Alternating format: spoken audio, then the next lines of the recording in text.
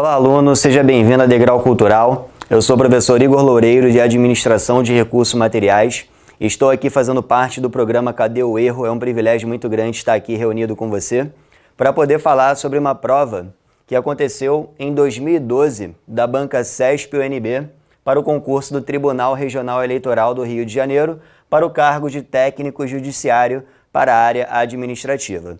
Esse concurso ele foi um pouquinho polêmico, principalmente no que se refere à minha disciplina Administração de Recursos Materiais, porque dentro da análise do edital e principalmente da construção da afirmação da banca acerca do julgamento de estar certo ou estar errado cada item, é importante ressaltar que na análise, muitas vezes a banca acabou até mesmo errando a questão da construção do enunciado, o que impossibilitou do aluno, do candidato, resolver corretamente ou até mesmo tentar identificar qual seria a resposta correta ou incorreta acerca da análise do item em questão e, consequentemente, acabou gerando a anulação que se tornaria desnecessária a partir do momento em que a redação do item fosse melhor construída pela banca CESP-UNB, tá? Então, eu separei aqui pra gente 4 questõezinhas de administração de recursos materiais. Vou verificar o enunciado de cada afirmação proposta pela banca CESP-UNB e depois vou comentar qual seria o gabarito correto e o porquê que essas questões foram anuladas, tá bom? Tudo bem? Então vamos lá. Primeira questão, suponha que em determinada empresa se adote o sistema de revisão contínua para a gestão de estoques. Nesse caso, sabendo-se que o intervalo de reposição de determinado grupo de itens é de 25 dias, é correto supor que a entrega dos itens será efetuada no prazo de até 25 dias, contados da emissão da ordem de fornecimento. Ou seja, essa primeira questão aqui de administração de materiais, a banca faz uma afirmação acerca do que nós chamamos de renovação de estoque, de controle de estoques, percebendo principalmente o critério de intervalo de reposição, que ele fala que é de 25 dias e ele fala que é correto supor que a entrega desses itens deverá ser efetuada no prazo de até 25 dias, contados da emissão da ordem de fornecimento. Vamos lá. Primeiro, muita gente acaba confundindo o que é intervalo de reposição, porque dentro da renovação de estoque, que até mesmo nós podemos realizar através da leitura do gráfico dente de serra, que também chamamos de curva dente de serra, é importante perceber que existem 2 tipos de intervalo. O intervalo de ressuprimento, ou de reposição, ou de reabastecimento, que também é chamado de lead time, e o intervalo de aquisição.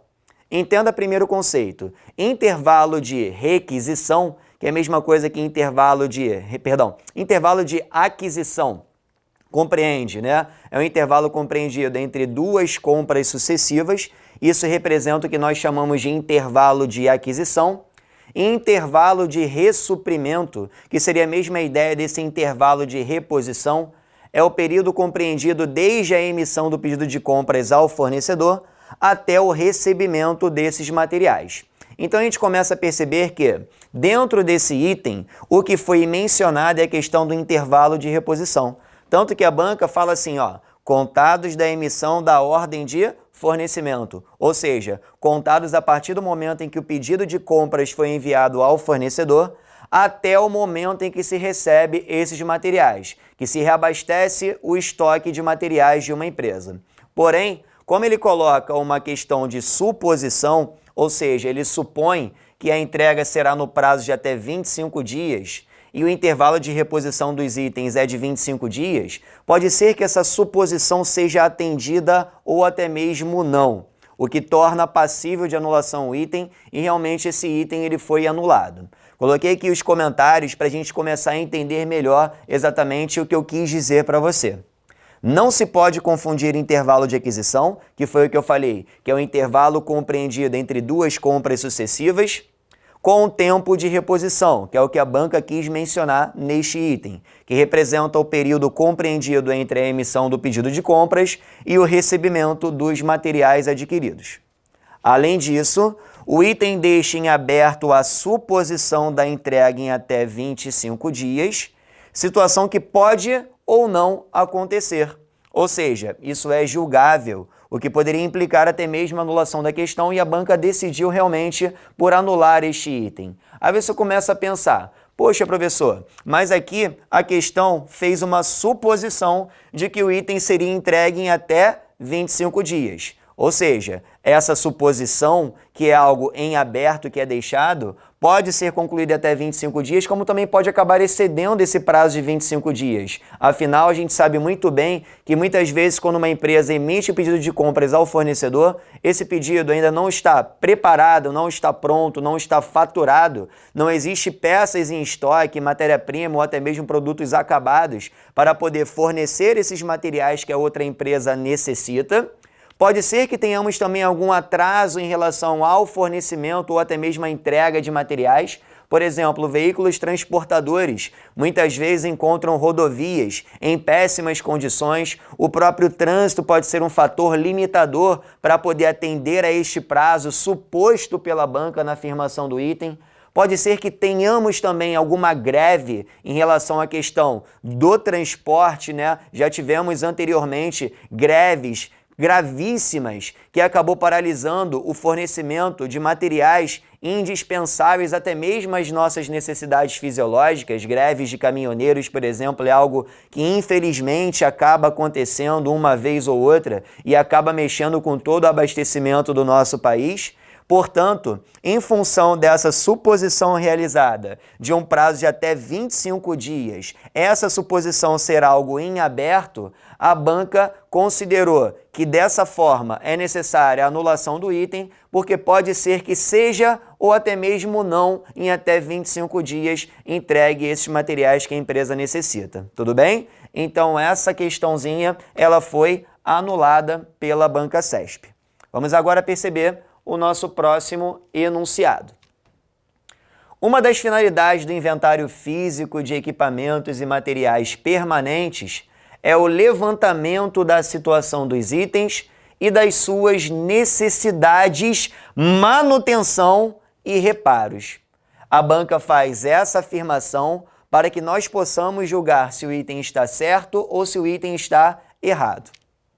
Você já deve ter percebido que com a leitura desse enunciado, da afirmação proposta pela banca CESP-UNB, acabou ocasionando em um grave erro de redação do enunciado. Afinal, a questão estaria correta e perfeita, porque quando nós falamos em inventário físico, falamos no levantamento também da situação dos itens e das suas necessidades de manutenção e reparos. Perceba que o de não está presente na redação do item. E isso acabou prejudicando a compreensão, a capacidade de pensar do candidato para que ele consiga julgar se o item está certo ou se o item está errado. Se houvesse a presença do de, estaria perfeito o item, estaria certo. Porém, como houve um erro na redação do item, a banca decidiu pela anulação da questão. Olha só o comentário. A banca definiu corretamente o que representa o inventário físico permanente quanto a uma de suas finalidades, que foi apresentada o levantamento da situação dos itens e das necessidades de manutenção e de reparos, porém é possível perceber um erro na redação do item, o que prejudica um julgamento objetivo. Dessa forma, esta questão deveria ser anulada e ela foi realmente anulada pela banca CESP-UNB. A correta redação seria levantamento da situação dos itens e de suas ou das suas necessidades de manutenção e reparos. E a banca deu mole e não colocou da forma correta e isso acabou prejudicando a compreensão do candidato. Portanto, perceba, numa mesma prova, que é uma prova do TRE, uma prova muito aguardada por muitos candidatos, é ótimo trabalhar nessa instituição porque eu conheço amigos que lá trabalham no Tribunal Regional Eleitoral, mexe com o sonho de milhares de pessoas e numa mesma matéria de administração de recursos materiais, numa mesma prova, nós já tivemos duas questões anuladas pela banca CESP-UNB. Tudo bem? Então essa questão também foi anulada, embora a ideia esteja correta. Vamos agora para a próxima questão. Centros de distribuição correspondem a grandes espaços destinados ao fornecimento de materiais a diversos clientes ou solicitantes, para que você julgue como certo ou errado.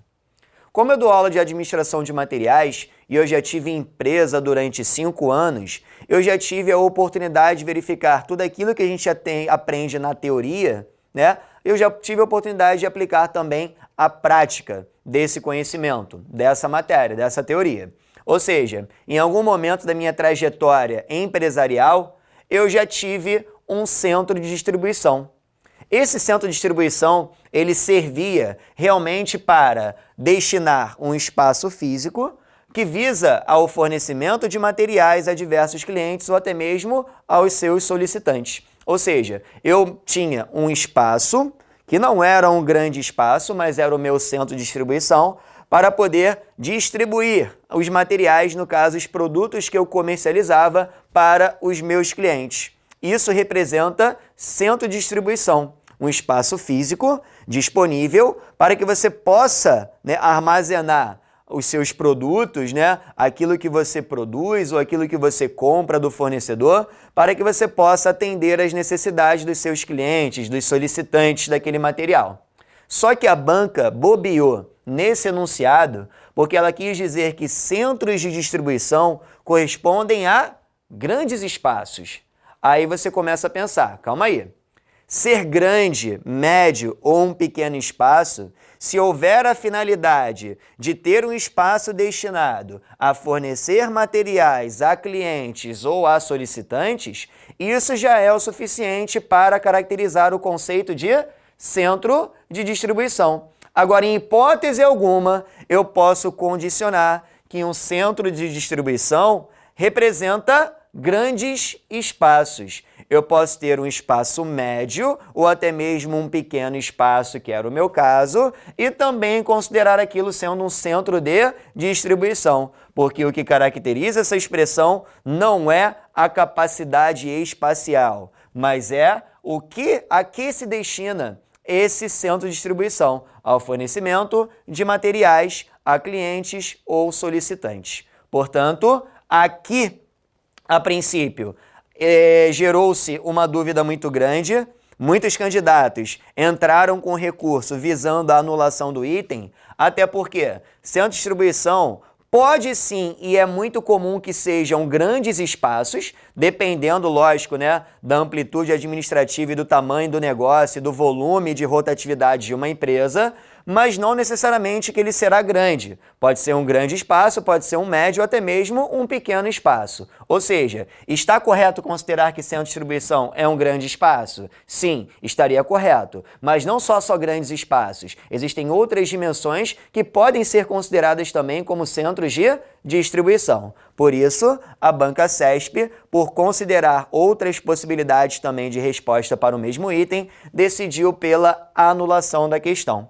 E o meu comentário foi o seguinte: a banca definiu corretamente o conceito de centros de distribuição, porém a utilização do termo grandes espaços poderia prejudicar o julgamento objetivo do item, possibilitando até mesmo a anulação da questão, e realmente a banca CESP decidiu pela anulação do item. Tudo bem? Então perceba, 3 questões de administração de materiais, 3 anulações em uma mesma prova. E vamos para mais uma anulação e nós esperamos que isso jamais aconteça para o próximo concurso do Tribunal Regional Eleitoral do Rio de Janeiro. Afinal, está para ser publicado o edital a qualquer momento. Estamos ansiosos pela publicação do edital para que possamos, como sempre, oferecer uma preparação de qualidade para gerar muitas aprovações e realizar os sonhos daqueles que são alunos da Degrau Cultural. E você que ainda não é aluno, não perca tempo, Já temos turmas do TRE rolando pelas unidades para que você tenha uma preparação adequada, com qualidade, para que você possa se tornar um servidor público do Tribunal Regional Eleitoral. Vamos para a próxima questão. A próxima questão já pega um pouquinho do gancho da logística, tá ok? Vamos à análise. A utilização de mais de uma modalidade de transporte, como o rodoviário e o aeroviário, por exemplo, para a entrega de produtos, caracteriza o transporte intermodal? Galera, foi uma questão polêmica proposta pela banca, porque existe uma conceituação de cunho técnico que promove também a anulação deste item. A princípio, quando a gente começa a observar esse item, em que cita a modalidade de transporte, que é mais de uma modalidade, como por exemplo rodoviário e aeroviário, isso caracteriza o que nós chamamos de transporte intermodal. Mais de um tipo, no caso de modalidade de transporte, sendo utilizado para poder transportar, para poder entregar produtos, dentro da análise deste item. Portanto, a princípio, nós marcaríamos que a resposta está certa. Porém, existe um entendimento de cunho técnico que, dependendo do tipo de contrato de transporte utilizado, pode ser que nós tenhamos mais de uma resposta possível para este item, porque a princípio o item está certo, mas de acordo com o entendimento técnico de tipo de contrato de transporte, pode ser que este entendimento acabe gerando o gabarito errado. Ou seja, quando você tem uma questão de concurso que torna a possibilidade de mais de uma resposta correta para uma mesma questão, se decide pela anulação do item e assim foi decidido novamente pela banca CESP-UNB. Perceba o comentário. O transporte intermodal requer tráfego misto ou múltiplo, envolvendo mais de uma ou várias modalidades de transporte.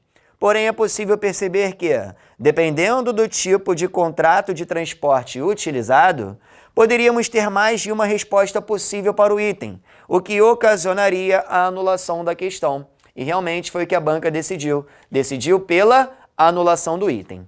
Nós sabemos, principalmente aqueles que são concurseiros, e nós, professores, temos que tomar cuidado em saber como cada banca aborda determinados conteúdos. Sabemos que é raro em uma mesma prova, em uma mesma matéria, existirem 4 anulações, muitas vezes anulações por erros bobos em relação à construção de uma ideia ou de redação do item. Isso aconteceu na prova do TRE do Rio de Janeiro de 2012. Eu acredito que isso não se repita novamente, afinal, a banca CESP é uma banca muito séria, com credibilidade, mas também sabemos que em alguns momentos ela acaba conceituando até mesmo diferente do que nós encontramos em referenciais bibliográficos, acaba criando aquela sua própria definição banca CESP-UNB, porém, nessas 4 questões que nós analisamos, a banca teve a humildade em reconhecer que houve alguns erros e que, consequentemente, decidiu pela anulação dessas 4 questões. Eu aguardo ansiosamente vocês para se prepararem para a próxima prova do Tribunal Regional Eleitoral. O concurso já foi autorizado, muita gente já está estudando, portanto não perca tempo. Venha já também para Degrau Cultural, preparação de qualidade você só consegue encontrar aqui, tá ok? Muito obrigado pela participação de todos. Nos encontraremos pelas turmas presenciais ou até mesmo pelo online. Foi um prazer participar do Cadê o Erro? Um grande abraço e até a próxima. Valeu!